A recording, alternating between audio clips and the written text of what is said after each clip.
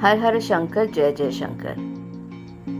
पौराणिक गाथाओं व हिंदू धर्म ग्रंथों के अनुसार गंगोत्री, यमुनोत्री, केदारनाथ और बद्रीनाथ की यात्रा करने मात्र से मनुष्य के इस जन्म के पाप धुल जाते हैं, वरन जन्म मृत्यु के बंधन से भी मुक्ति मिल जाती है। यह भी माना जाता है कि इन स्थानों पर पृथ्वी एवं स्वर्ग एक हो जाते हैं।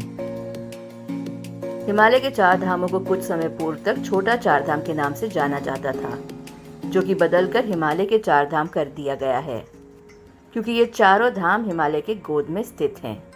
आइए आज करेंगे इनके दर्शन। यमुनोत्री धाम। यमुनोत्री वहां है जहां से भारत की दूसरी सबसे पवित्र नदी यमुना नदी जन्म लेती है। उत्तराखंड के उत्तरकाशी जिले में स्थित यमुनोत्री धाम तीर्थ यात्रा में पहला पड़ाव है। यह माना जाता है कि उसके पानी में स्नान से सभी पापों को शुद्ध किया जाता है और असामान्य और दर्दनाक मौत से बचा जा सकता है।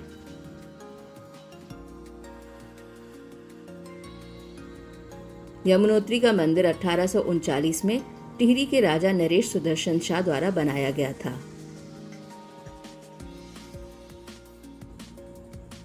यमुना देवी के अलावा गंगा देवी की मूर्ति भी श्रद्धेय मंदिर में स्थित है। मंदिर के पास कई गर्म पानी के झरने हैं। सूर्य कुंड उनके बीच सबसे महत्वपूर्ण है। भक्त कुंड में चावल और आलू उबालते हैं और उसे देवी के प्रसाद के रूप में स्वीकार करते हैं। यमुना देवी को सूर्य की बेटी और यम की जुड़वा बहन माना जाता है। ऐसा कहा जाता है कि ऋषि असित मुनि यहाँ रहते थे और गंगा और यमुना दोनों में स्नान करते थे। अपने बुढ़ापे में जब वो गंगोत्री जाने में असमर्थ थे तो गंगा की एक धारा यमुना की भाप से बहने लगी।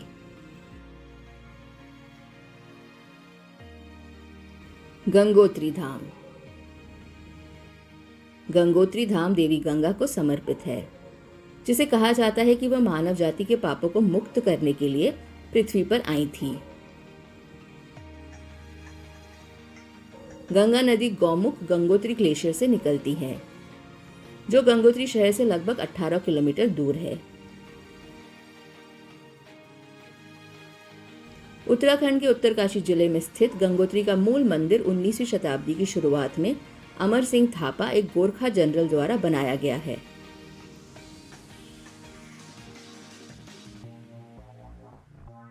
माना जाता है कि राजा सागर ने एक अश्वमेध यज्ञ करवाया और घोड़े के साथ अपने 60,000 पुत्रों को भेजा। घोड़े खो गए। घोड़ों को साधु कपिला के आश्रम में खोजते हुए 60,000 बेटों ने आश्रम और परेशान ऋषि पर हमला किया, जो गहरे ध्यान में थे। नाराज ऋषि कपिला ने अपनी ज्वलंत आंखों को खोला तो सभी 60,000 पुत्र राख में बदल गए। बाद में कपिला की सलाह पर अंशुमन यानी सागर के पोते ने देवी गंगा से प्रार्थना करनी शुरू कर दी और अनुरोध किया कि वह अपने रिश्तेदारों की राख साफ करें और उन्हें मुक्ति प्रदान करने के लिए पृथ्वी पर आने के लिए कहें। अंशुमन अपने लक्ष्य में असफल रहे। यह उनके पोते भागीरथ थे, जिनके कठोर ध्यान से गंगा पृथ्वी पर उतर आई। भगवान शिव ने गंगा को बांध लिया और पृथ्वी को अपने शक्तिशाली बल से बचाने के लिए कई नदियों में अपना पानी वितरित किया। केदारनाथ धाम। केदारनाथ यात्रा में सबसे दूरस्थ तीर्थ स्थान है। यह माना जाता है कि मूल रूप से केदारनाथ का मंदिर पांडवों द्वारा बनाया गया था और आदि शंकराचार्य को पुराने मंदिर स्थल के निकट वर्तमान में बनाई संरचना मिली। कहा जाता है कि पांडव महाभारत के युद्ध क्षेत्र में किए गए अपने पापों से खुद को त्यागने के लिए भगवान शिव की तलाश कर रहे थे। भगवान शिव उन्हें इतनी आसानी से माफ नहीं करने वाले थे, इसीलिए उन्होंने खुद को एक बैल में बदल दिया और उत्तराखंड के गढ़वाल इलाके में पहुंच गए। पांडवों द्वारा पाए जाने पर वह जमीन में छिप जाते थे। भगवान के विभिन्न रूप देश के अलग अलग हिस्सों में पाए गए। केदारनाथ में घूंघट, तुगान में हथियार, मध्य महेश्वर में नाभि, रुद्रनाथ में चेहरा और कल्पेश्वर में बाल। इन 5 स्थलों को 5 केदार कहा जाता है। पांडवों ने 5 स्थानों में से प्रत्येक पर मंदिर बनाया था। बद्रीनाथ धाम। बद्रीनाथ हिंदू धर्म में सबसे पवित्र स्थानों में से एक माना जाता है। 108 दिव्य देशों में से एक। बद्रीनाथ मंदिर 4 धाम और छोटा 4 धाम दोनों का हिस्सा है। आदि शंकराचार्य ने अलकनंदा नदी में भगवान बद्री की मूर्ति को पाया और इसे टेप कुंड के पास एक गुफा में रख दिया। 16वीं शताब्दी में एक गढ़वाल राजा ने मंदिर बनाया, जिसे प्राकृतिक आपदाओं के परिणाम स्वरूप कई बार पुनर्निर्मित किया गया।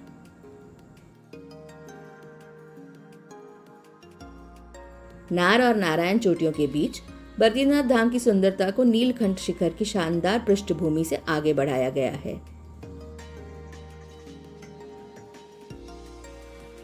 किंवदंतियों में से एक के अनुसार भगवान विष्णु की कृपालु जीवन शैली की एक ऋषि द्वारा आलोचना की गई, जिसके बाद यहाँ पर विष्णु जी तपस्या के कार्य के रूप में ध्यान में गए।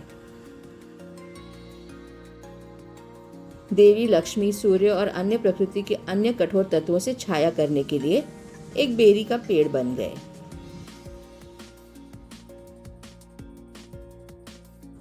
एक अन्य दिव्य कथा कहती है कि बद्रीनाथ शिव के दायरे थे। विष्णु ने शिव को यह स्थान छोड़ने और खुद को स्थापित करने के लिए भ्रामक किया। भारत के विभिन्न हिस्सों से भक्त दुनिया की इस पवित्र यात्रा को ईश्वर का आशीर्वाद प्राप्त करने और उत्तराखंड के प्राकृतिक आकर्षण से मंत्रमुग्ध होने के लिए आरंभ करते हैं। हिमालय की 4 धाम तीर्थ यात्रा पर जाने के लिए लोगों को चुनौतियों का सामना करने के लिए तैयार रहना चाहिए, जैसे ऊंची पर्वत की सड़कें, नदियों को पार करना, ऊंचे इलाकों में चलना, बीहड़ वाले इलाके, तापमान में भारी परिवर्तन और कई अन्य चीजें। इसीलिए सबसे पहले वहां की कुछ महत्वपूर्ण चीजें जानना जरूरी है, जिससे श्रद्धालु ये यात्रा सफलतापूर्वक पूरी कर सकते हैं। यह पवित्र यात्रा अप्रैल मई के महीने से शुरू होती है और वो प्रत्येक वर्ष दिवाली यानी अक्टूबर नवंबर तक खुली रहती है।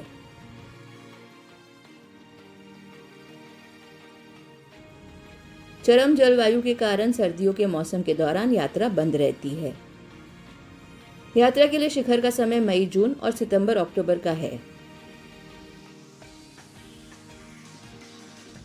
जुलाई और अगस्त के महीने में यात्रा नहीं करनी चाहिए, क्योंकि इस समय गढ़वाल क्षेत्र में भारी वर्षा से कई समस्याओं का सामना हो सकता है।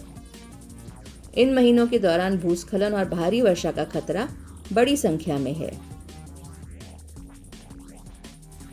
यात्रा के लिए सितंबर का महीना आदर्श माना जाता है, क्योंकि बारिश के बाद इस क्षेत्र की सुंदरता विस्मयकारी विचारों और सफेद परिदृश्य के साथ साथ बढ़ जाती है।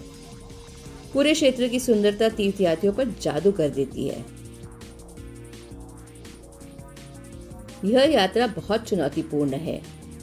एरोफोबिया यानी ऊंचाइयों का डर, उच्च रक्तचाप, अस्थमा, हृदय रोग और अन्य बीमारियों से पीड़ित लोगों को यात्रा करने से मना किया जाता है।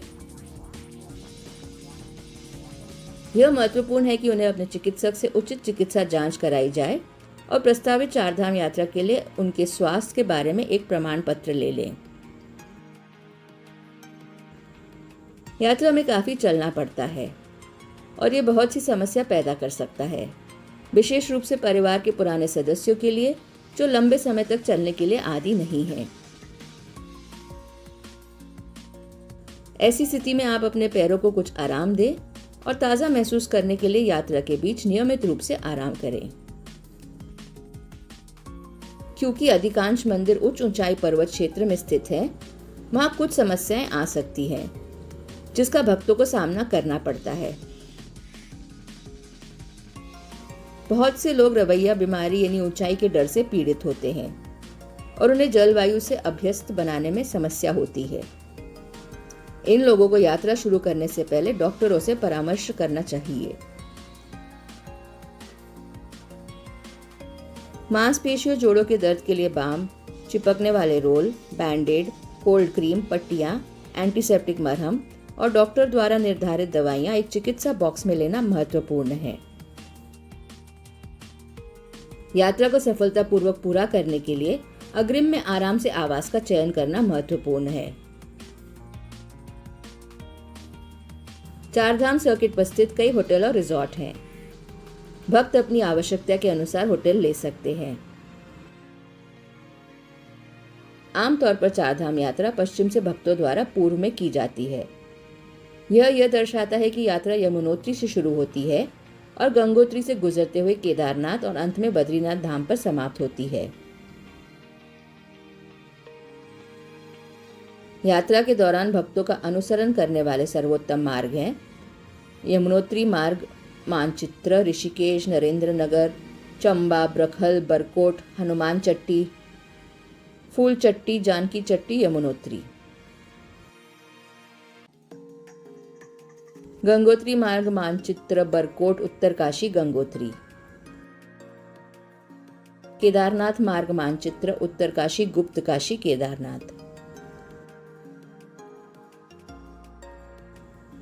बद्रीनाथ रूट मानचित्र, केदारनाथ, पीपलकोटी, बद्रीनाथ।